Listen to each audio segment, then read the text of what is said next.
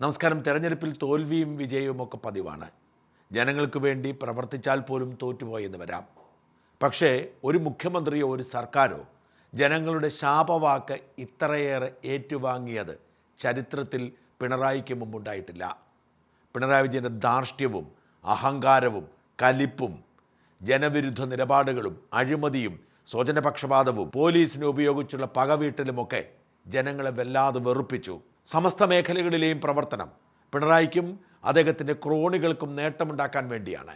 പിണറായിയെ വെറുത്ത് വോട്ട് ചെയ്ത ഒരുപാട് മനുഷ്യരെക്കുറിച്ച് നമ്മൾ പറഞ്ഞിട്ടുണ്ട്. ഇന്നലെ എനിക്കൊരു മെസ്സേജ് വന്നു, നിങ്ങൾ വിട്ടുപോയ ഒരു വിഭാഗം ലോട്ടറി വിൽക്കുന്നവരും വാങ്ങുന്നവരുമാണെന്ന്. അവർ വെറുത്തുപോയി. ലോട്ടറി ടിക്കറ്റിന് നിരക്ക് കൂട്ടി, ഏജൻറ്റുമാരുടെ കമ്മീഷൻ കുറച്ചു, സമ്മാനം കുറച്ചു. എല്ലാ കോണിൽ നിന്നുമുള്ള ആക്രമണമായിരുന്നു. അവർ കൂടിയുണ്ട്, അവരുടെ പേര് കൂടി പറയണം, അവർ കൂടിയുണ്ട് പിണറായിയെ ചെറുത്തു തോൽപ്പിച്ചവരിലെന്ന് ഒരു ലോട്ടറി ഏജൻറ്റ് എനിക്ക് ഇന്നലെ ഒരു സന്ദേശം അയച്ചു.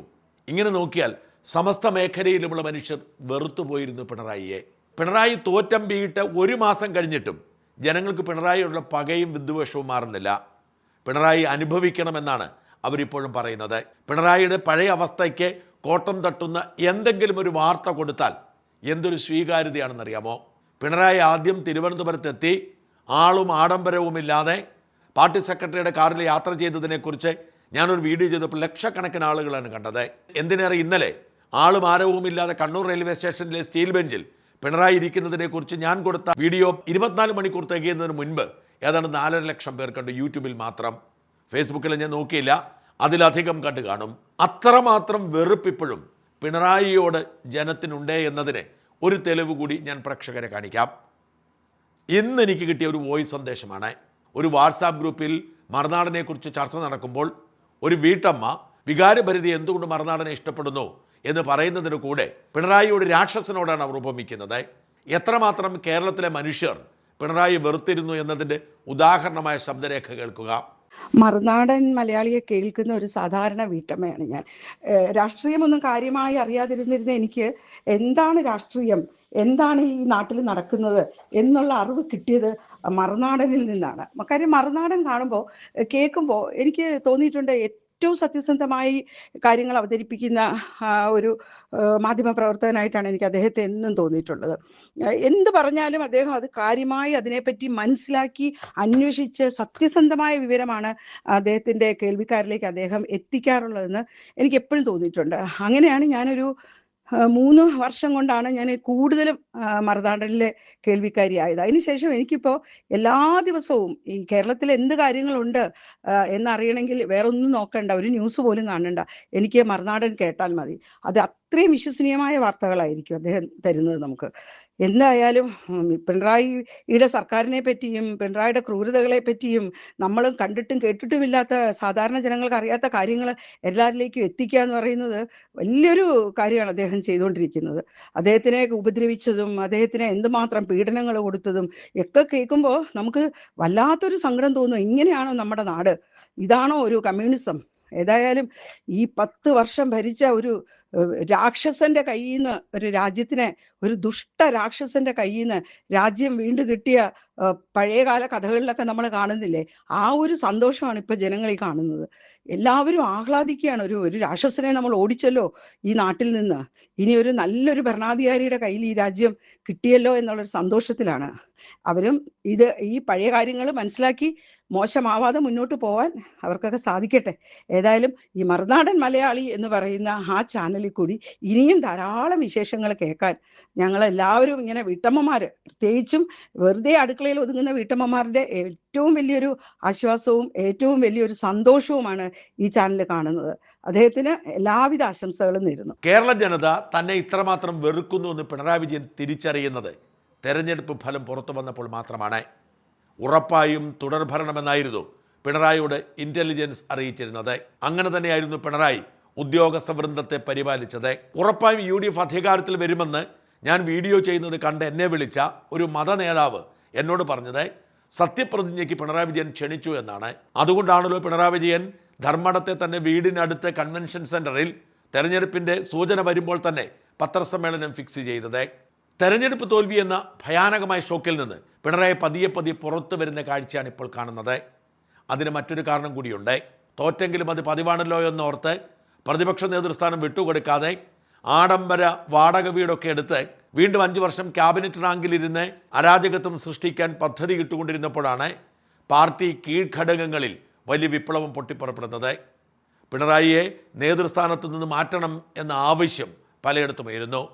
ഒന്ന് ചിരിക്കാൻ പോലും അറിയാത്ത, ധാർഷ്ട്യത്തോടെ മാത്രം പെരുമാറുന്ന, പാർട്ടി പ്രവർത്തകരോട് പോലും വീട്ടിൽ പോയി ചോദിക്കുമെന്ന് പറയുന്ന പിണറായിയെ വെച്ചുകൊണ്ട് ഇനി ഭരിച്ചാൽ അവശേഷിക്കുന്ന 35 സീറ്റ് കൂടി നഷ്ടപ്പെടുമെന്ന് പാർട്ടി പ്രവർത്തകരും പാർട്ടി പ്രാദേശിക നേതാക്കളും ഏകപക്ഷീയമായി പറയാൻ തുടങ്ങിയപ്പോഴാണ് പിണറായിക്ക് ആപത്തിൻ്റെ ഗുരുതരാവസ്ഥ പിടികിട്ടിയത്. അതോടെ ഷോക്ക് അടിച്ചതുപോലെ ഒരു മാറ്റം പിണറായിക്കുണ്ടായിരിക്കുന്നു എന്നാണ് പിണറായി അറിയാവുന്നവർ പറയുന്നത്. പിണറായി ചിരിക്കാൻ തുടങ്ങിയിരിക്കുന്നു. മാധ്യമപ്രവർത്തകർ മൈക്കുമായി തൻ്റെ അടുത്തെത്തുമ്പോൾ അസ്വസ്ഥത പ്രകടിപ്പിക്കാതെ, അവരെ തട്ടിമാറ്റാതെ, ഒന്നും മിണ്ടുന്നില്ലെങ്കിൽ കൂടി ഒരു ചെറുപുഞ്ചിരിയോടെ കടന്നുപോകാൻ പിണറായി പഠിച്ചിരിക്കുന്നു. ധാർഷ്ട്യത്തോടെയുള്ള വർത്തമാനം പിണറായി അവസാനിപ്പിച്ചിരിക്കുന്നു. എതിരാളികളോട് പോലും വിട്ടുവീഴ്ച ചെയ്യാൻ, ശത്രുവിനെ പോലും നോക്കി പുഞ്ചിരിക്കാൻ പിണറായി ശീലിച്ചിരിക്കുന്നു. കണ്ണൂർ റെയിൽവേ സ്റ്റേഷനിൽ പിണറായി ഇരിക്കുന്ന ചിത്രം നമ്മുടെ മനസ്സിൽ നിന്നും മായുകയില്ല. പിണറായി അവിടെ ഇരിക്കുന്നത് വളരെ കൂളായാണ്. സാധാരണ പിണറായി അധികാരത്തിൻ്റെ ധാർഷ്ട്യം മുഖത്ത് പ്രകടിപ്പിച്ചുകൊണ്ടാണ് ഇരിക്കുന്നത്. എന്നാൽ കണ്ണൂർ റെയിൽവേ സ്റ്റേഷനിൽ ഒരു സാധാരണക്കാരനെ പോലെ സ്റ്റീൽ ബെഞ്ചിൽ ഇരിക്കുമ്പോൾ പിണറായിയുടെ മുഖത്ത് പുഞ്ചിരിയുണ്ട്. അതിലേ പോയ ഒരാൾ പിണറായിയോട് സംസാരിക്കാൻ ശ്രമിക്കുമ്പോൾ എണീറ്റ് പോകാൻ പറയുന്നില്ല. സാധാരണ പിണറായിയുടെ തൊട്ടടുത്ത് വന്ന് ഒരു അപരിചിതന് ഇരിക്കാൻ കഴിയുകയില്ല. വളരെ പരിചയമുള്ളവർ പോലും ഒരു ഫോട്ടോ എടുത്തോട്ടെ എന്ന് ചോദിച്ചാൽ ഇനിയും സമയമുണ്ടല്ലോ എന്ന് പറഞ്ഞ് ഒഴിവാക്കുകയാണ് ചെയ്തതെന്ന് പിണറായിയുടെ അടുപ്പമുള്ള ഒരാൾ എന്നോട് ഇന്നലെ പറഞ്ഞു. അയാളത് പറയാൻ കാര്യം വി.ഡി. സതീശൻ്റെ കസേരയുടെ അടുത്ത് പോയി നിന്ന് സെൽഫി എടുത്തതിൻ്റെ ആഹ്ലാദം പങ്കുവയ്ക്കാനാണ്. എന്നാൽ ഇതിലെല്ലാം പിണറായി മാറ്റം വരുത്തുന്നു. വാഹന വ്യൂഹങ്ങളില്ലാതെ പിണറായി യാത്ര ചെയ്യാൻ തുടങ്ങി. ആളുകളുടെ മുഖത്ത് നോക്കി ചിരിക്കാൻ തുടങ്ങി. ഇന്നലെ നിയമസഭയിലെ കാഴ്ചയായിരുന്നു അതിനേക്കാൾ കൗതുകമുണർത്തിയത്. തെരഞ്ഞെടുപ്പിന് മുൻപ് ചെറ്റയെന്ന് വിളിച്ച് അധിക്ഷേപിച്ച് വർഗവഞ്ചകൻ എന്ന് പറഞ്ഞ 3 നേതാക്കളെയും പിണറായി ചിരിച്ചു കാണിച്ചു. ജി സുധാകരൻ്റെ മുമ്പിൽ പോയി സത്യപ്രതിജ്ഞ ചെയ്യേണ്ടി വരുന്നത് നാണക്കേടാവുമെന്നതുകൊണ്ട് പിണറായി വിട്ടുനിൽക്കുമെന്നായിരുന്നു പിണറായിയുടെ അടുത്ത വൃത്തങ്ങൾ നേരത്തെ സൂചിപ്പിച്ചത്. പക്ഷേ പിണറായി ഇന്നലെ എത്തി, സത്യപ്രതിജ്ഞ ചെയ്തു. സത്യപ്രതിജ്ഞയ്ക്ക് ശേഷം സ്പീക്കറുടെ കസേരയിലിരിക്കുന്ന സുധാകരനെ കാണാൻ വേണ്ടി അങ്ങോട്ട് എണീറ്റ് ചെന്നു. പിണറായി പോഡിയത്തിലേക്ക് കയറാൻ തുടങ്ങിയപ്പോൾ സുധാകരന് പിടികിട്ടി. സുധാകരൻ ചാടി എണീറ്റു. രണ്ടുപേരും കെട്ടിപ്പിടിച്ചു, പുഞ്ചിരിച്ചു, തോളിൽ തട്ടി. എന്തിനേറെ കണ്ണൂരിലെ കരുത്തനായ ടി കെ ഗോവിന്ദന് പിണറായി ഹസ്തദാനം കൊടുത്തു. പിണറായിയെ പോയി കണ്ട് ഹസ്തദാനം കൈമാറിയ ശേഷമാണ് ടി കെ ഗോവിന്ദൻ സത്യപ്രതിജ്ഞയ്ക്ക് പോയത്. എന്നാൽ അതേ മൃദുത്വം പയ്യന്നൂരിലെ കുഞ്ഞികൃഷ്ണനോട് പിണറായി കാണിച്ചില്ല എന്നതും ശ്രദ്ധിക്കേണ്ടതാണ്. പക്ഷേ എന്നിട്ടും പിണറായി കുഞ്ഞികൃഷ്ണൻ അടുത്ത് ചെന്നപ്പോൾ കൈകുപ്പിച്ചിരിച്ചു. ഹസ്തദാനത്തിന് കുഞ്ഞികൃഷ്ണൻ ശ്രമിച്ചപ്പോൾ അതിന് താല്പര്യം കാണിച്ചില്ലെങ്കിലും കൈകുപ്പിച്ചിരിക്കാൻ പിണറായിക്ക് കഴിഞ്ഞു. 2021 പിണറായി വിജയൻ മുഖ്യമന്ത്രിയായി സത്യപ്രതിജ്ഞ ചെയ്ത ശേഷം നേതാക്കളെ അഭിവാദ്യം ചെയ്യാൻ വേണ്ടി അവരുടെ അടുത്തേക്ക് നീങ്ങിയ സമയത്ത് ദൃശ്യങ്ങൾ നിങ്ങൾ മറക്കരുത്. ആ സമയത്ത് കൈകൂപ്പി കൈകൊടുക്കാനെത്തിയ ശൈലജ ടീച്ചറിനെ ഗൗനിക്കാതെ കടന്നുപോയി അന്ന് പിണറായി. ഇത്തരം മുടയൊക്കെ പിണറായി മാറ്റിവെച്ചിരിക്കുന്നു. വർഗവഞ്ചകരോടും വർഗശത്രുക്കളോടും പോലും പിണറായി സൗമനസ്യം കാണിക്കുന്നു. പിണറായി സൗമ്യനായി പ്രത്യക്ഷപ്പെട്ടതുകൊണ്ട് തന്നെ സഭയുടെ ആദ്യ ദിനം വളരെ ഊഷ്മളമായ സൗഹൃദത്തിൻ്റെയും സഹകരണത്തിൻ്റെതുമായിരുന്നു. പിണറായി വിജയനെ സത്യപ്രതിജ്ഞയ്ക്ക് വിളിച്ചപ്പോൾ ഇടതംഗങ്ങൾ ഡെസ്കിൽ അടിച്ച് ആഹ്ലാദം പ്രകടിപ്പിച്ചപ്പോൾ ആ ആഹ്ലാദത്തിൻ്റെ ഭാഗമായി മുഖ്യമന്ത്രി പിണറായി വിജയൻ ഡെസ്കിൽ അടിച്ചത് ഏറെ ശ്രദ്ധ നേടി. ഭൂരിപക്ഷം MLA-മാരും UDF-കാരായതുകൊണ്ട് UDF-ന് അനുകൂലമായിരുന്നു അന്തരീക്ഷം. പിണറായിയുടെ പോലീസ് തല്ലിച്ചതച്ചതുകൊണ്ട് മാത്രം സഭയിലെത്തിയ AD തോമസ് എന്ന ആലപ്പുഴ MLA-യുടെ പേര് വിളിച്ചപ്പോൾ വലിയ ആരവമായിരുന്നു സഭയിൽ. സന്ദീപ് വാര്യർ ഭരണഘടന ഉയർത്തിപ്പിടിച്ചുകൊണ്ടാണ് സത്യപ്രതിജ്ഞ ചെയ്തതും ഒടുവിൽ ജയ് ഹിന്ദ് വിളിച്ച് മടങ്ങിയതും. Manjeshwaram MLA AK Ashraf കന്നഡയിലും, Devikulam MLA F Raj തമിഴിലും, അനേകം MLA-മാർ ഇംഗ്ലീഷിലുമാണ് സത്യപ്രതിജ്ഞ ചെയ്തത്. വടശ്ശേരി ദാമോദര മേനോൻ സതീശൻ എന്ന് തന്നെ വീണ്ടും ആവർത്തിച്ചായിരുന്നു മുഖ്യമന്ത്രിയുടെ സത്യപ്രതിജ്ഞ. ഗാന്ധി തൊപ്പി ധരിച്ചെത്തിയ VP സജീന്ദ്രനും സൈക്കിൾ ഓടിച്ചെത്തിയ ചാണ്ടിയുമ്മനും കാർ ഓടിച്ചെത്തിയ ഫാത്തിമ തെഹ്ലയും ഇന്നലെ ശ്രദ്ധ നേടി. പക്ഷെ അതിനൊക്കെ അപ്പുറം ശ്രദ്ധ നേടിയത് സൗമ്യനായി ചെറുപുഞ്ചിരിയോടെ പ്രതിപക്ഷത്തെ പോലും അഭിവാദ്യം ചെയ്ത് സൗഹൃദത്തോടെ ഇരുന്ന പിണറായി വിജയൻ തന്നെയായിരുന്നു.